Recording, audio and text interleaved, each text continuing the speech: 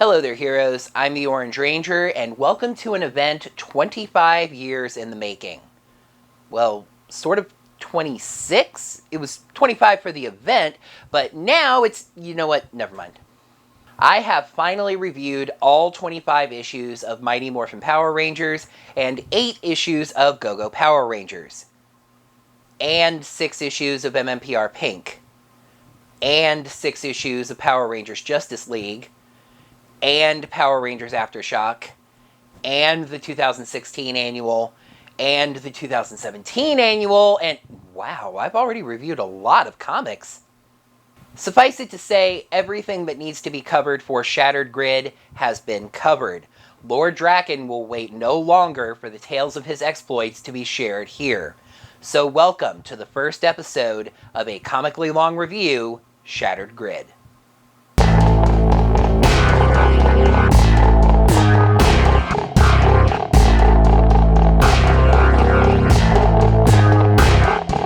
Up until this point, almost all of my comic reviews, and definitely all of my more recent reviews, have tried to be self-contained, keeping the recaps to one particular series per video to avoid confusion between similar characters. However, we are now entering an event where those two series crossed over, as well as some other ancillary materials. Therefore, I'm trying to follow the generally agreed upon reading order for the event that I saw online, which more or less follows the release schedule of these comics. That's going to allow the prequelality, to coin a term, of GGPR to apply to the story of MMPR. Most of the videos in the Shattered Grid reviews will contain at least one issue of Mighty Morphin Power Rangers and one issue of Go-Go Power Rangers. Most of them. Not the first couple. Those are going to cover some of those ancillary materials that I talked about. These stories have to be done in order, so these videos will also contain regular issues, but while these impact the story early on, and some would see them as kind of side stories, they do actually contain vital plot elements to Shattered Grid, so they need to be included. So today, on a comically long review Shattered Grid, Mighty Morphin Power Rangers issue number 26, and the 2018 Mighty Morphin Power Rangers annual. Well, I guess after the big cover blowout for issue number 25, some cutbacks were going to be necessary because issue number 26, again, where everything in the story really gets underway, only has 3 covers. So let's talk about all 3, I guess. I have the subscription cover, which is a series still ongoing to the present day, of sort of snapshots of various series episodes throughout the years. This one is from Alien Rangers of Aquitar, featuring the Alien Rangers and their Battleborgs. We can only see 3 of the Battleborgs, though, which is interesting. There's a border around the image featuring the Mighty Morphin Power Rangers, but it's proportional to the cover, so it doesn't seem like ditching that and just giving them the full cover space would let us see the black and yellow Battleborgs. When talking about Bulk and Skull as Rangers, I mentioned the Forever Purple and Forever Gold covers, and this is where they began. Here is the Forever Red cover. Now, these are interesting because we end up with multiple iterations of the Mighty Morphin Power Rangers. You can see multiple copies of MMPR Red here. And you also see Megaforce Red and Super Megaforce Red, despite those being the same person. The main cover is a powerful, evocative image from the previous issue. Kimberly holding the dead Tommy while Jen appears overhead. We get started with Lord Draken's return to his dimension. His top sentries laud his return and basically act like lapdogs. Since he's been gone, they say they've rebuilt much of their forces and look forward to telling him what they can do. But he just tells them to wait in the gold room and shuts himself up in his room. In the room, someone says that they'd heard Draken was back, and he's delighted to hear that it's true. Draken tells him, Finster 5, not to be so formal with him since they are close friends. Okay, to my memory and quick Googling, this character's history has never been directly addressed, so I'm just going to get this out of the way here. Finster 5 is obviously a combination of Finster and Alpha 5. Now again, the comics have never directly addressed how or indeed why this happened. I do have a little bit of a headcanon though, if you will. I would imagine that Finster became Draken's main advisor sometime after something spoilery happened that we'll address soon, but sometime after that he was killed, probably in a coinless attack. Having Alpha's parts on hand, Draken managed to integrate them with Finster's body, saving his life as a cyborg. Anyway, we get a rare moment of Tommy Oliver humanity from Draken as the two of them embrace. Finster 5 is the one person with whom Draken can let his guard down. The two of them truly do care for each other. Finster 5 says there's much Draken needs to know. I mean, just wait until I tell you about these Hyperforce Rangers that showed up and what my redesigned pumpkin wrapper did. Draken agrees, but says first they need to discuss their future plans. While he was captured, he had a lot of time to think, and says that it is time to expand their conquest beyond this dimension. It's a plan that they've discussed before that they call the Great Campaign. Finster 5 says he's all for it, but just like before, they don't have a way around certain obstacles to this plan. But Draken now does, revealing that he's brought along Ninjor. And then we see Tommy's funeral. Yeah, he's in a casket. He's DEAD dead. Angus Bunger, you're 6 feet under. Billy is speaking. He talks about how he and Tommy didn't know each other long, and on the outside they seemed quite different, but inside they were the same. Ironically enough, outsiders. Tommy just spent so much time living for others that you could never tell with him. We cut back a little before, as Zordon and Alpha make their best efforts to save Tommy while the Rangers wait.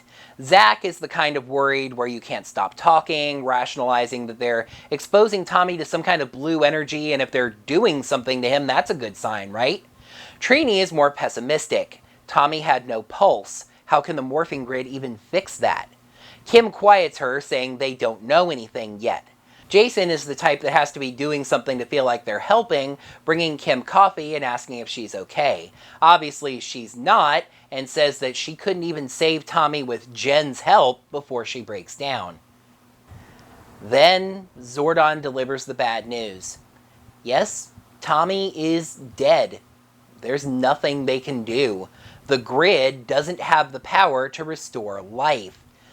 This kind of reminded me of the 2017 movie thing where Billy died and Zordon went into the grid and brought him back, but that story is not this story. They don't work the same way. Zordon says something interesting, saying his duty is to guide and protect the Rangers, and in this case, he failed. But Zordon is powerless in matters like these. I mean, sure, he can watch the Rangers 24/7, but this was a snap moment thing. Draken popped out of an alley and bam, stabbed Tommy in the back. Maybe Zordon could have been scanning for Draken to find out where he is, but they hadn't perfected scanning for him yet. Zordon seems to be more blaming himself here because then the Rangers won't blame themselves. Trini asks the heavy question that many of us Ranger fans have wondered about. What do you do when a Ranger dies? She wonders if they're just supposed to have Tommy disappear, just become a missing person that would never be found. Billy vetoes that, saying that Tommy's mother deserves some closure, even if that means just returning Tommy's body to the alleyway so the police can find him. Kim asks what closure means for them, and Jason says now it's time for them to grieve. We then see the hardest week in these Rangers' lives. Day 1, the police notify Tommy's mother of his death. I found it weird at first that the Rangers were there at her house, with the police clearly having just arrived, but I imagine that they arranged this that they were visiting Tommy's mother, supporting her while her son and their friend was missing, and then just so happened to be there when the police arrived with the news. On day 2, something familiar happening for an entirely different reason. The Green Ranger powers are passed on to Jason. Day 3 sees the Rangers return to school with even Bulk and Skull emotionally impacted by Tommy's death. Day 4 is the funeral, with a wake held at his house beforehand. Throughout this, Jason gives a speech about how Tommy is never coming back, no matter how much he wishes he would. He can't go on, and walks away.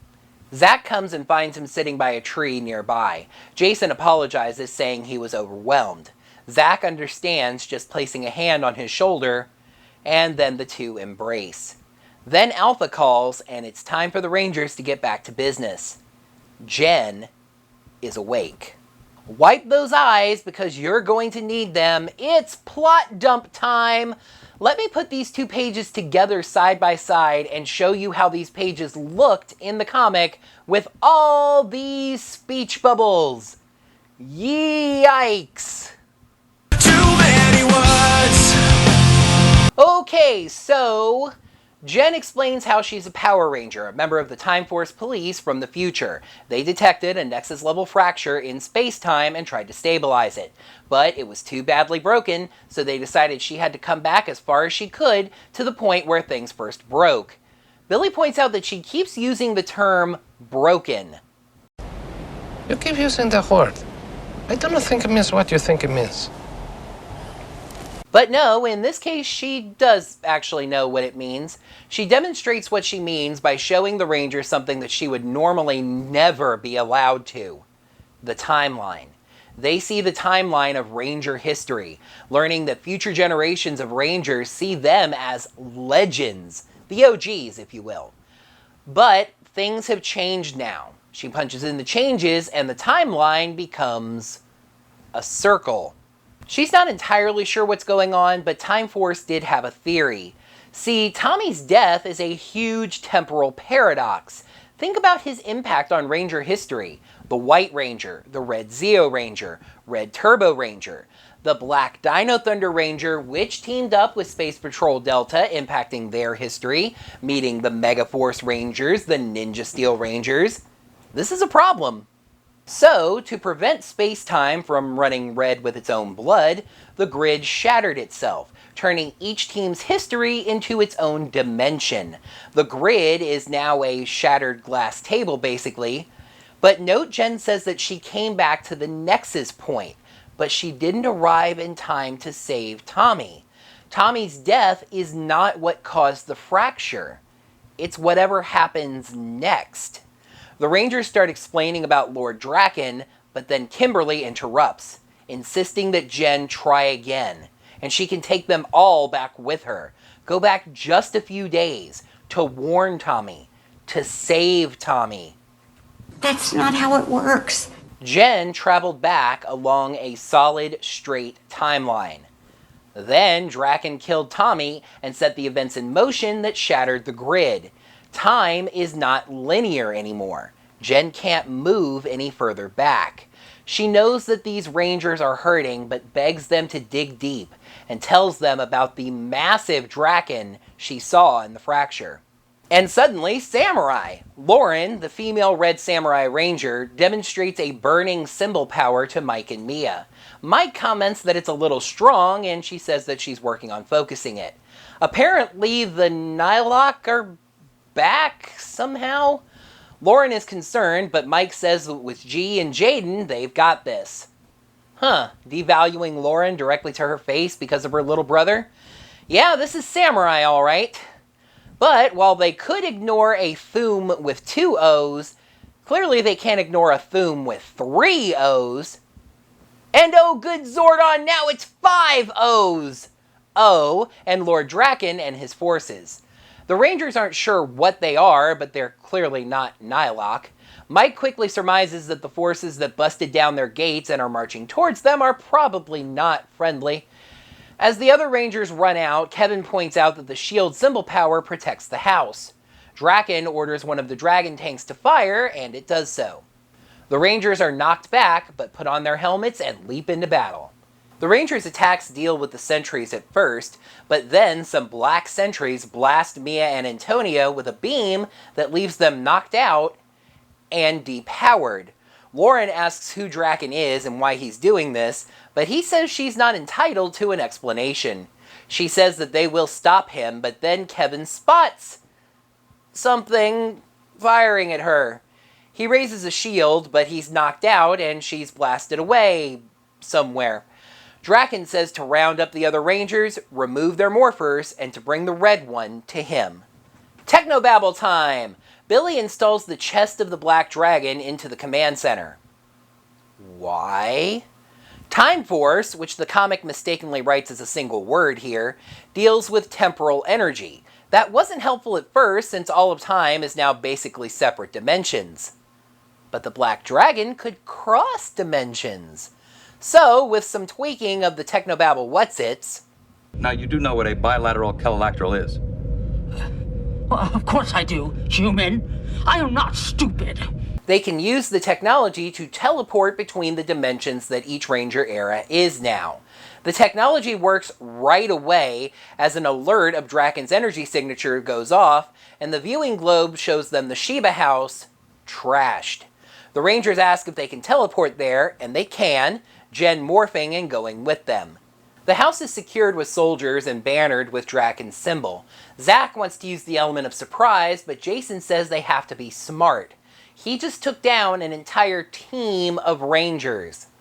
Jen detects an energy signature from a Ranger nearby. Lauren starts crawling out of the river she landed in, located by black sentries.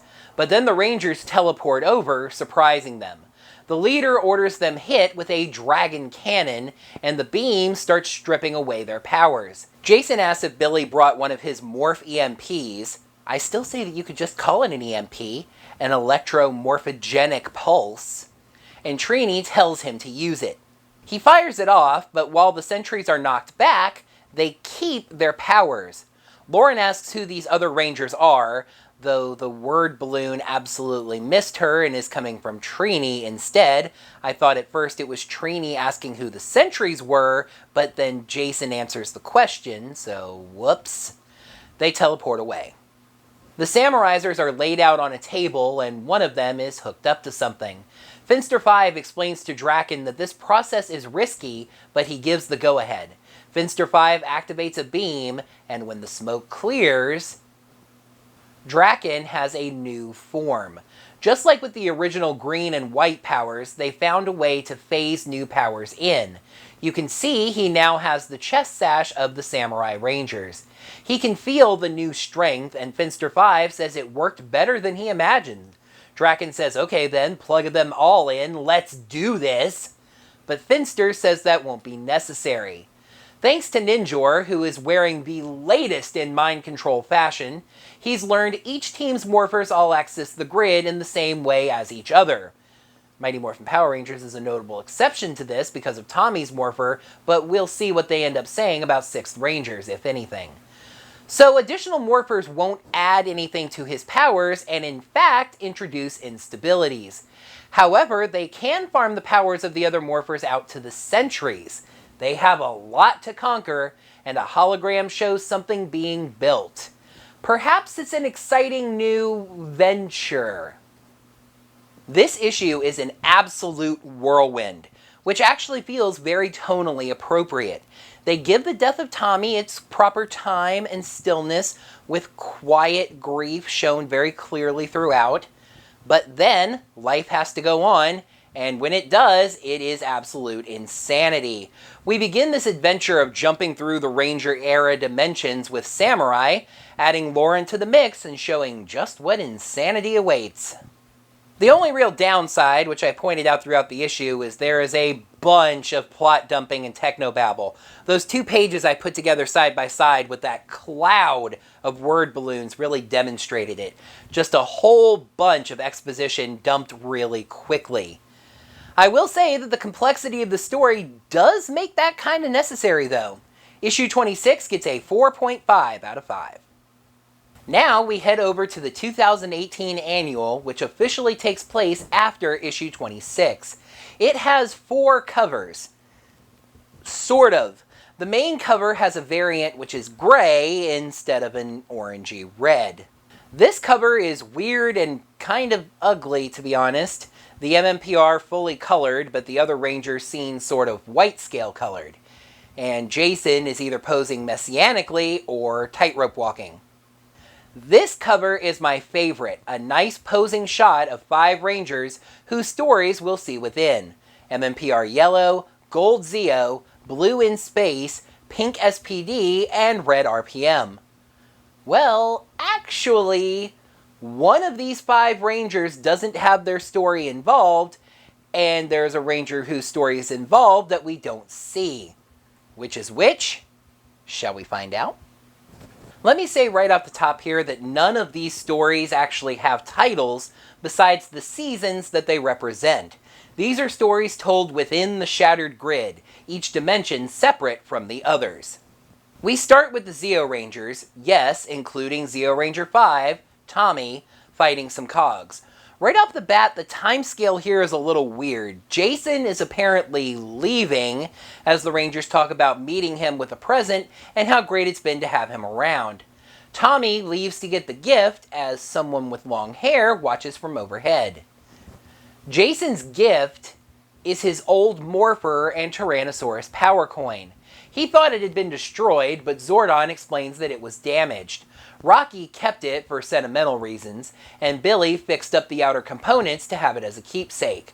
The inside is still broken, and Alpha gives Jason the same speech he gave Adam, in another time and place, about not using the broken Morpher.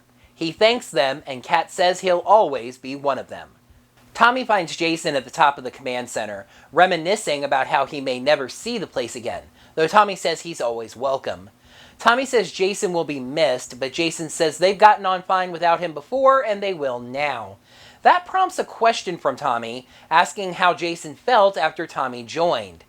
I mean, you remember those first couple of months, the Black Dragon stuff. It was a bit dicey. All right, let's get started before my headache gets any worse. Yeah, this is all a little bit wibbly wobbly, huh? This story is taking place inside of Zeo's distinct dimension, but apparently that dimension has a timeline that followed the events of the comics, except that Tommy was not killed by Lord Draken. Having fun yet? Jason tells him they got through those tough times, and he knew how hard Tommy's first few months were, picked by Rita for evil, but he made the choice to be good, and that's why he's a great hero that the others follow. They both tell each other that they're happy they met. The Rangers see Jason off just outside the command center. He's apparently going to go backpacking, first heading for the Philippines. He encourages the Rangers and asks them to take care of Tommy. He's teleported away. Bye-bye, Jason. Later on, the Rangers are cleaning up from the party, which turns into a food fight. But Tommy sulks in the corner. He spots a Morpher sitting on the counter. Adam then sees him teleport away, and the Morpher is gone. By the way, he teleports away in green energy. Tommy is restrained in a chair, as who we saw as Tommy adjusts his watch. Yeah, this is actually Lord Draken deactivating a hologram generator that put a younger face on him. He explains that he was surprised to see Tommy alive. Shattering the Grid has had some interesting causalities. Tommy doesn't know what he's talking about, but they beat Draken before in his world, and they'll beat him again. Draken says he won't. He's already taken so much. So Tommy asks him why he's even there. Draken says he wanted to learn why the Rangers admire him so much, and I swear this almost sounds like a statement from Higgins himself about Tommy in general. I've been trying to understand what they see. They look up to you. They worship you in their own way. Why? What did you ever do to deserve that? Actually, the speech works amazingly well for Draken as well. It's a reflection of self-doubt, desiring the worship Tommy got, jealousy of his other versions, etc. Anyway, Draken got what he came for, showing Tommy the Zeonizer he took.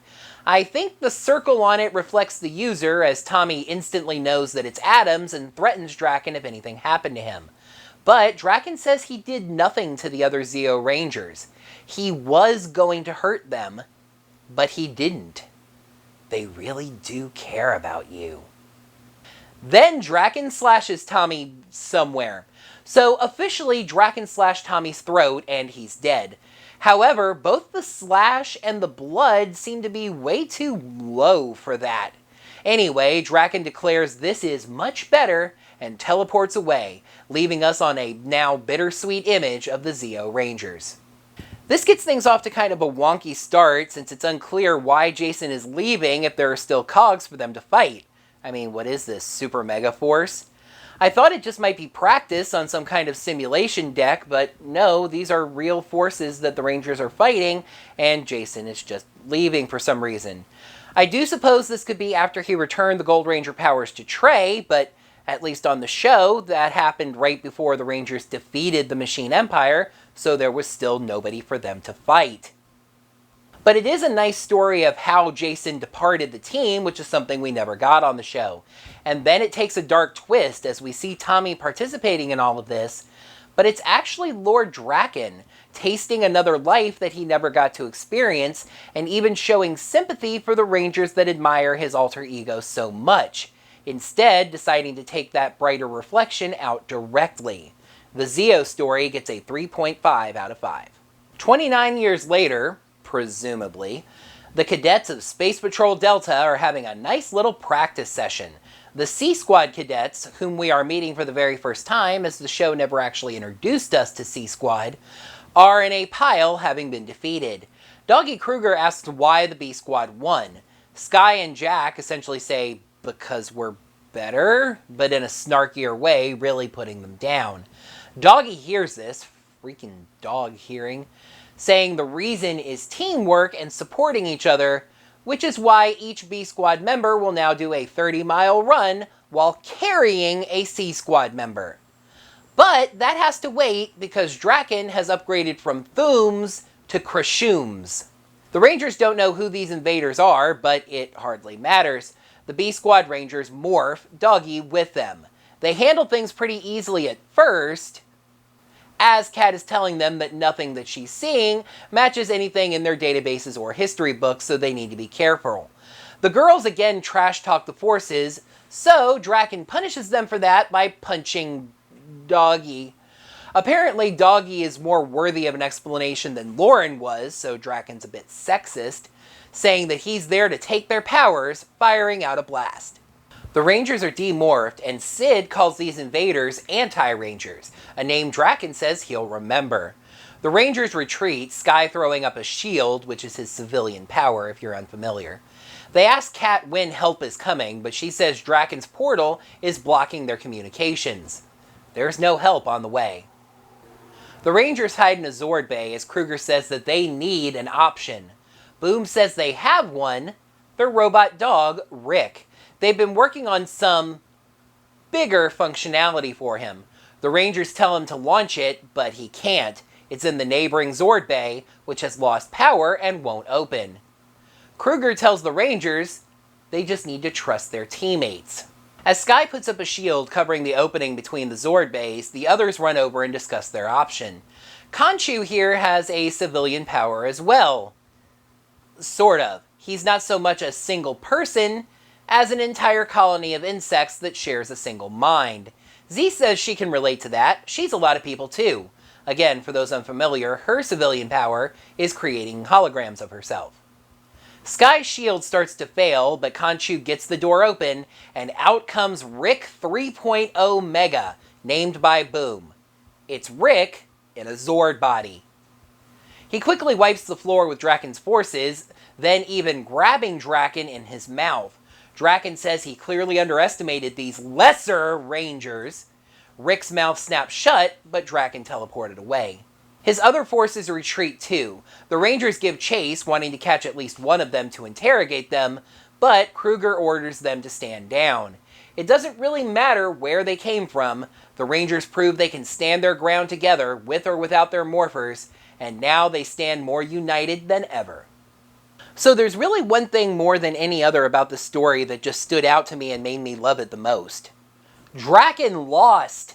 That sounds a little wooby of me. Yay, the bad guy lost, the good guys won. But Draken thus far has seemed kind of invincible, almost to a Machiavellian level. It was just really nice to see him get taken down a peg. Draken's not just going to sweep all Rangers ever out of existence. His power has limits even now. I loved seeing a brand new Zord, especially Rick being a Zord, and it was really Boom's plans that saved the day.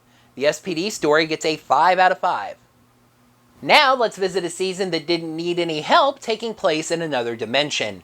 Outside of the domed city of Corinth, we see a man on a motorcycle riding towards the city, chased by mechanical whatsy-doodles.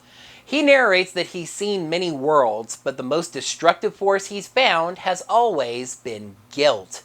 The soldiers see the man and order the gates opened, and that's actually really weird because they usually were very strict about keeping the gates closed even when people were outside, but in this case they say that they can't let anybody stay outside, so I don't know. Anyway, he rides his bike in, sliding down through the gate on it, and they shut it. As the narration says that the best way to fight guilt is to just never feel it, he takes off his helmet and we see that it's Lord Draken. Though the green, yellow, and white biker jacket may have just given that away. He asks to see Dr. K right away. Colonel Truman says the doctor doesn't normally take visitors, but he says he knows how to beat Venjix. Truman insists on scanning him, but Dr. K, spying on the colonel via his earpiece, says to bring the man to her at once. We cut to the good doctor berating the Rangers and even saying that they have dishonored the Ranger Operator Series program. What failure could they have committed to bring out her rage to this degree? Happy birthday! Yes, they've made her a cake and are wishing her a happy birthday. She reminds them, reminding people of what they already know to provide exposition to the reader, that birthdays remind her of Alphabet Soup, the think tank that she was imprisoned in by the government. She tells them to go away as she needs to prepare for this mysterious visitor. Meanwhile, Draken's bike, which we saw beeping earlier, keeps doing so, and then opens a portal.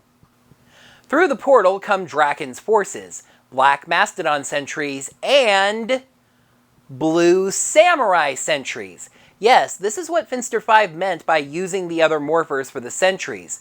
Just like with the power coins, they can farm the power out to their soldiers. For the record, blue Samurai sentries aren't much different than the original. It's a slightly darker suit with blades attached to the hands. Colonel Truman calls for the RPM Rangers and they run out to morph, Ziggy asking about the cake on the way out the door. Dr. K says maybe she should toss the cake so Ziggy won't accidentally suffocate himself while eating it. Draken steps from the shadows and says, hey, maybe she could share it? The Rangers arrive, morphing and forming a battle plan. Dylan slugs a sentry, but then gets zapped by the dragon cannon. The action on the next page cuts back and forth, so I'll summarize. Draken claims to not be responsible for the attackers at the gate, and says he does know how to deal with Venjix. But first, he says he has to admit to admiring Dr. K.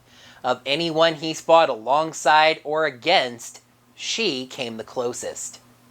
To what? Destroying the world. Her virus killed 90% of the world's population, and now her leadership keeps the other 10% safe and happy, united in a common goal.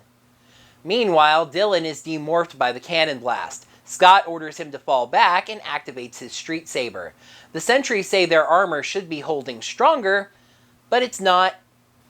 Scott's attack destroyed the dragon cannon, so the sentries report that to Draken, which sort of gives away the game, though he's kind of done that anyway. Dr. K tells him that she didn't mean to kill anyone. Alphabet Soup forced her hand in making the virus, and that she has never directly committed violence against another living being.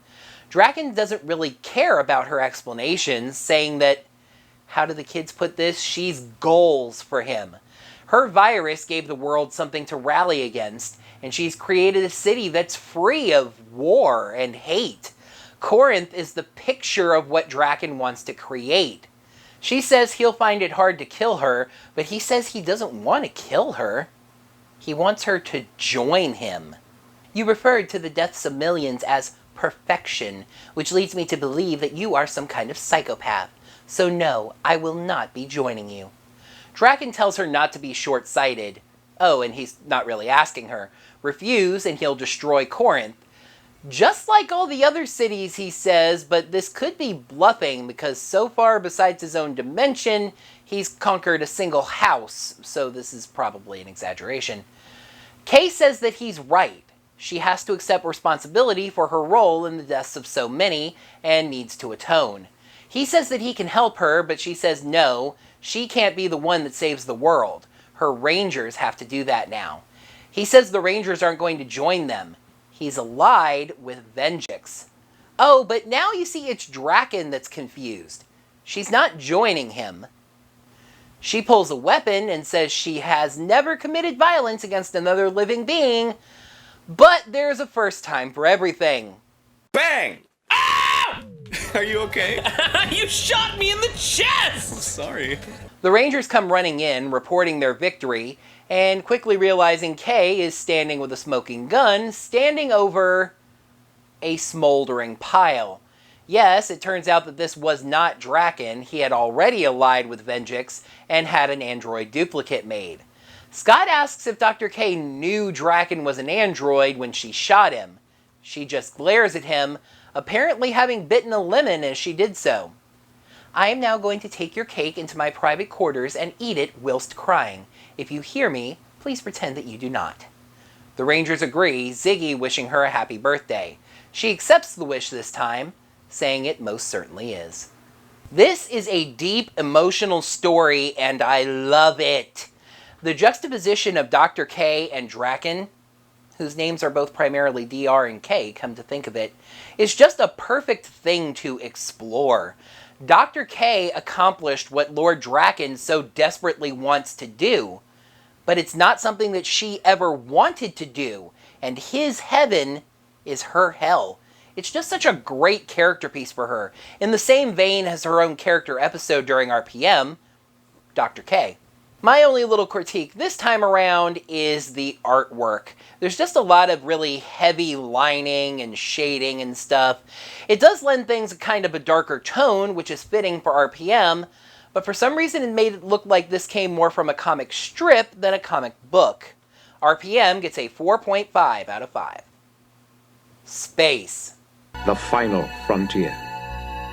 The Astro Megaship sits in space. This means this could be in space or Lost Galaxy, but spoilers, it's the former.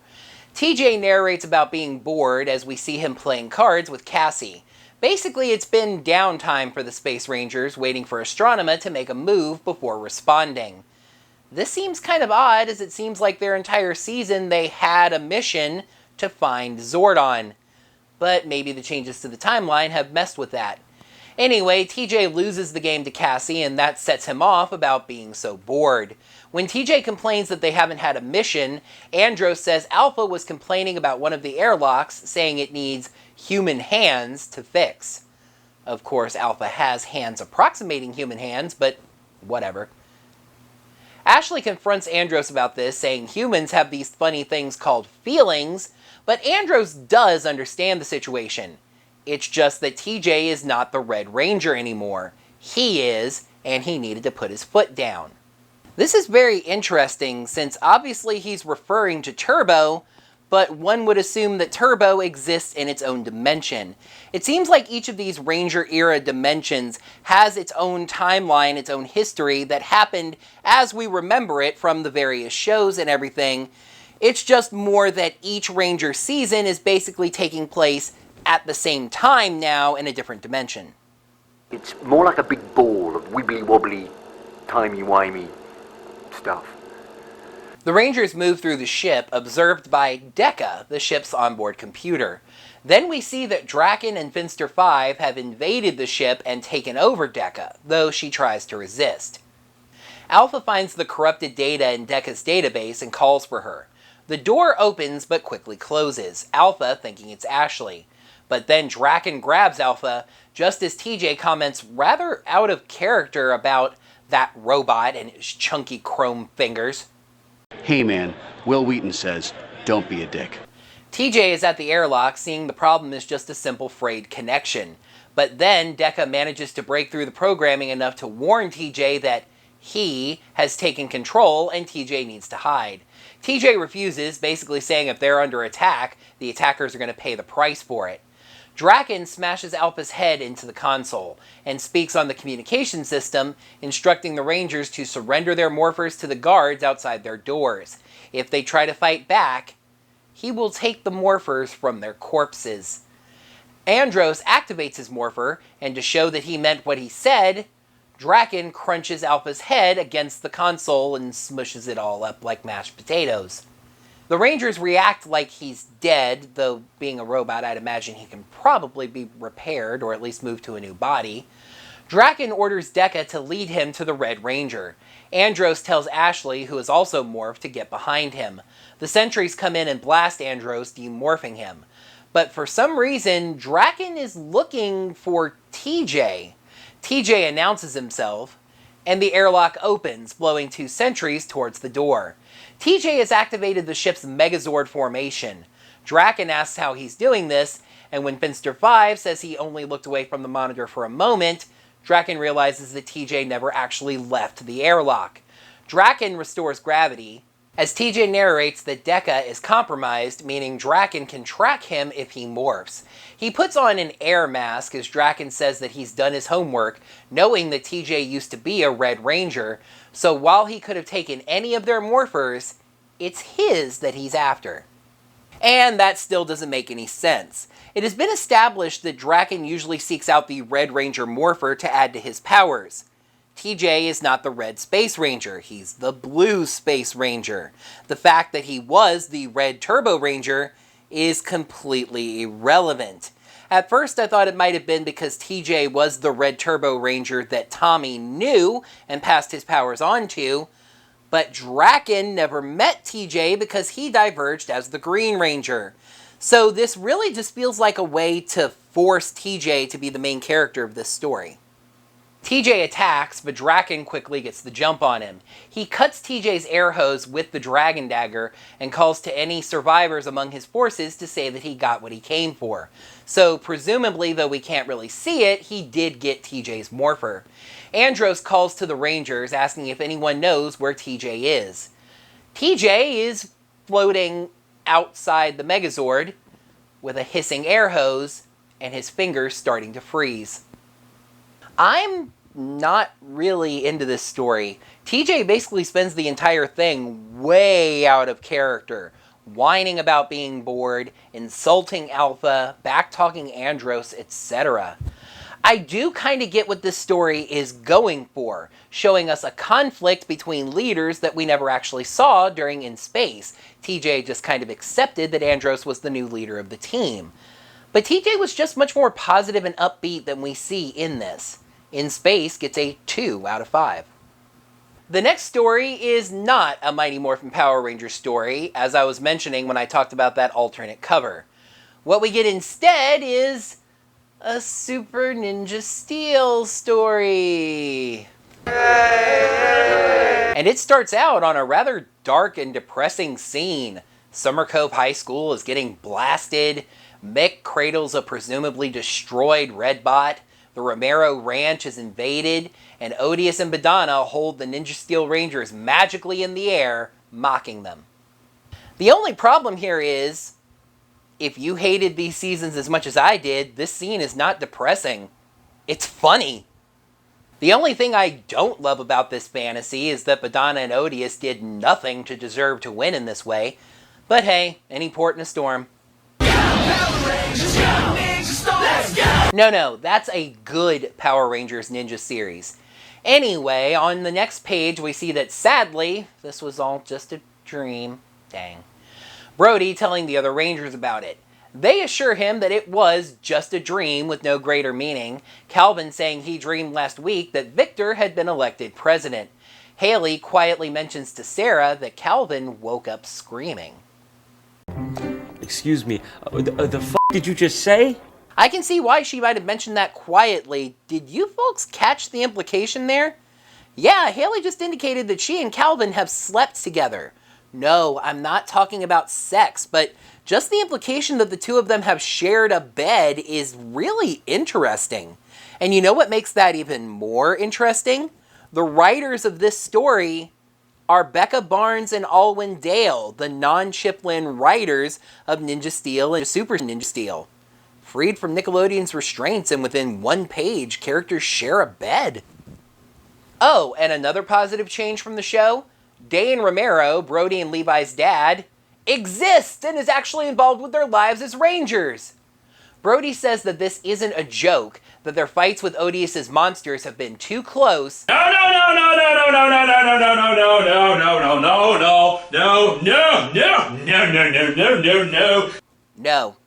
No. How much backstory are you going to make up? I don't care if you did write the show. The Ninja Steel seasons were completely devoid of drama. If anything, their victories over Odious' monsters were far too easy. Their victory over Odious herself was far too easy. Okay, this video is already too long, so I've got to rein myself in here. He relates the events of the Ninja Steel finale, how he split his Power Star and the Prism turned Mick and Dane into Red Rangers as well. Brody says they've never been stronger than they were that day, but the others respond that the Prism has shown no indications of wanting to do that. Brody says he needs to go wash his truck, though Levi pointed out that he did that yesterday. Brody walks to the ranch, narrating that he knows one day Odious will throw something at them that they can't handle. But don't worry, Brody, you can just Deus Ex Machina some magic Preston spell that'll just save the day. I said I was going to stop ranting. So he knows what he has to do. He tosses his star and pulls his sword, preparing once again to cut it into pieces, but he's interrupted by the arrival of Lord Draken. Draken, of course, demands his morpher, and Brody, of course, responds by pointing out the blindingly obvious. Brody morphs and the two fight. He's better than the sentries, but Draken is clearly superior. Brody's morpher, which remember is also a weapon, gets knocked away, and Draken claims it. Draken decides to milk this, demanding Brody bow to him or die. Brody takes the third option, summoning his spin sword and doing exactly what he was about to do anyway, destroying his Power Star. There is a huge explosion, and nothing happens. The Prism does not come, and all Brody has done is destroy his morpher. Draken is of course unaware of what Brody was attempting, calling the gesture brave, but a waste. He moves to kill Brody, but the other Rangers show up morphed. Mick and Dane came as well, getting Brody to safety. Brody apologizes for what he did, but Dane says there's no time for regrets, and Mick says the star is missing a chunk, but he thinks he can fix it. One, I'm hoping that Mick meant that he gathered the pieces together and there is one chunk missing, because obviously that thing was broken to bits. There's more than a chunk of it off of the main body, is what I'm saying. Two, he thinks he can fix it because it's really not up to him. He can melt the star back down, reforge it, throw it in the Prism, and then hope the Prism doesn't want to make Brody pay for having been an idiot. Meanwhile, very interestingly, Haley activates the Lion Fire Star, and after realizing how strong Draken is, the team summons the Ninja Super Steel Blaster. Confession, when this came out, I thought they'd really messed up, and randomly had the Ninja Steel Rangers summon the Jungle Fury Claw Cannon. The Rangers blast Draken and demand he surrender. He refuses, and retreats. Then it's time for the classic Ninja Steel Moral of the Day. In the base, God, this really does feel like a Super Ninja Steel episode review. Mick gives Brody his morpher and star, so apparently the Prism was in a forgiving mood. Brody thanks him and the rest of the team for having his back. I do like this shot of the Rangers reflected in the Prism, as Brody says he can't believe that there are evil Rangers, but that their team is exactly how it needs to be. As Brody tells his dad and Mick, once a Ranger, always a Ranger, Redbot reports that his analysis of the portal revealed nothing. He's never seen anything like it, and they may never know where Draken came from. Or where he took the chunk of his Power Star, Brody adds. Yes, we cut to Draken in Finster 5, who is holding the piece of Ninja Steel. Draken calls it the key to the Ninja Steel Ranger's strength, which must mean that it's crystallized morality. He tells Finster to melt it down since he has an idea. By the by, all of these stories end with "to be continued in Shattered Grid," and when appropriate, I'll point out where these stories link in. This story really isn't all that great. But for Super Ninja Steel, being written by Super Ninja Steel's writers, it was surprisingly good. Brody gets some actual character depth. He does something impulsive and risky because he's scared. And as much as I mocked it, that whole dream of failure sequence at the beginning of the story actually was a little bit chilling. Overall, you just really got the feeling of Barnes and Dale delighting in writing this story and these characters with less restrictions than they had on TV.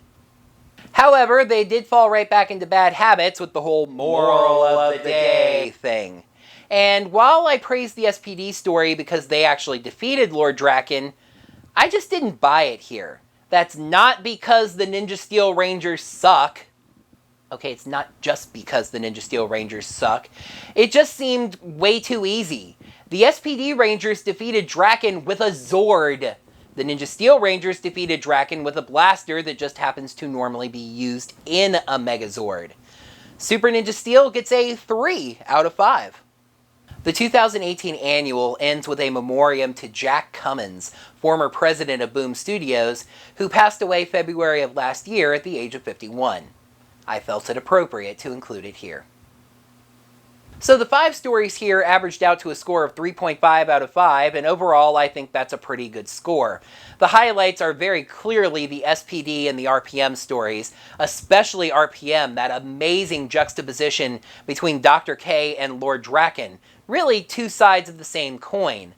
The low light is, and this is surprising considering that there's Super Ninja Steel in this thing, the in-space story, since I just felt that TJ was written way too far out of character, and besides all that, Lord Draken shows up and pushes them around for a bit. It wasn't very interesting.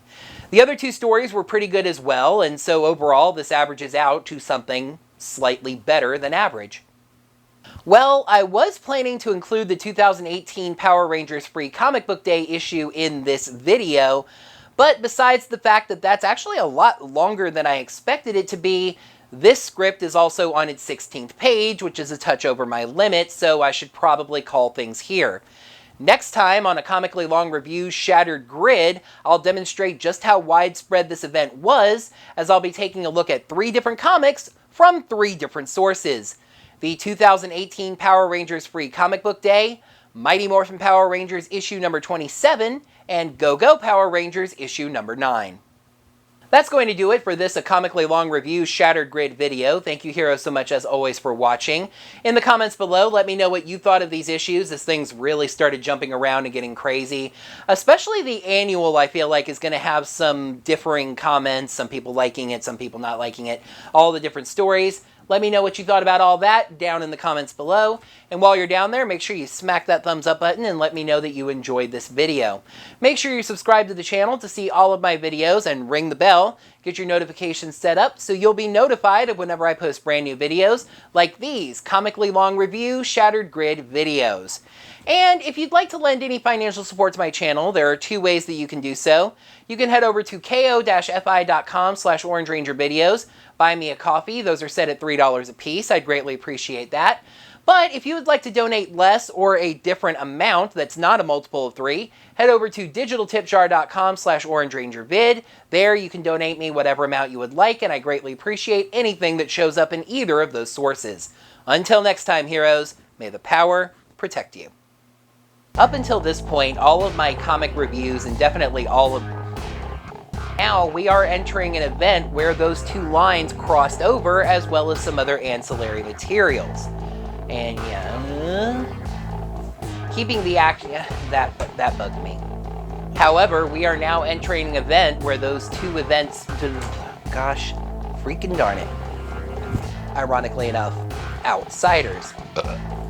Billy is speaking, possibly delivering the eulogy, or just an eulogy?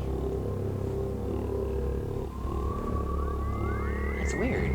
like an orange, an apple, and but a eulogy. Billy is speaking, possibly delivering a eulogy or just his eulogy or whatever. He talks about how I don't want to say whatever.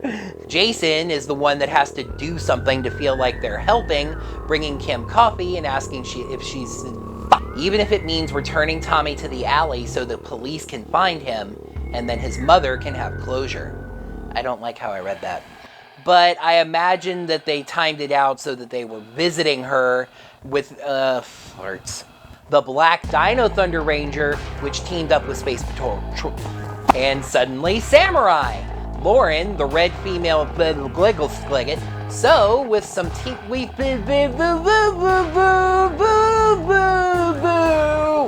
the house is secured and sold to Gliggle. I still say that you can just call it an EMP, an electromorphinogenic but Tommy says he yeah. Tommy is restrained in a chair as we saw this is Super Megaforce all over again. This is what happens when you ad-lib. What is this, Super Megaforce again? Her power, again, for those unfamiliar, is to generate holograms of herself. Oh, wow. That birthdays remind her of Alphabet Soup, the think tank.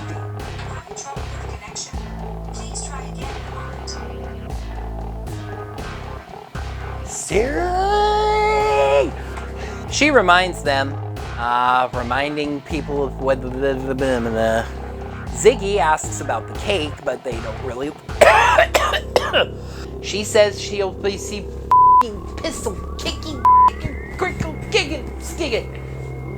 You refer to the deaths of millions as perfection, which leads to me refuse, and he'll destroy Corinth, just like all the other cities, he says.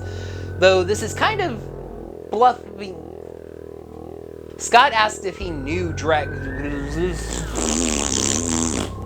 names both contain DR and K, come to think of it.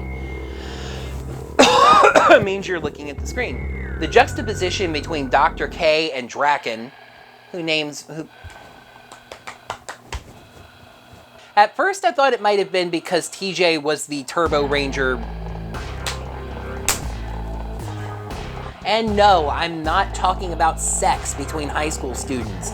Yeah.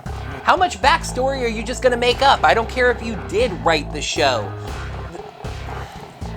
And he knows what must be done.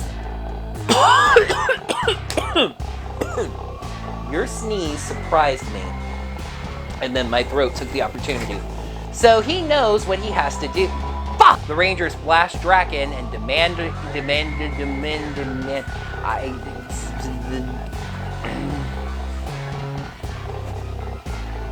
fire burns inside, meaning it must be crystallized morality. He tells Brody actually gets some depth doing something impulsive and risky because he's scared. And as much as I'm looking way too much at the TV. And that's not just because... flagellation of self for sucking at you thing you do. And while I praise the SPD story because they actually... Here, I just didn't buy it. That's not just because... Fuck! So the 5 stories here, scores averaged out to... That is going to wrap up another comically long review, Shattered Grid. Thank you, heroes, so much. It's not another, it's the first, so...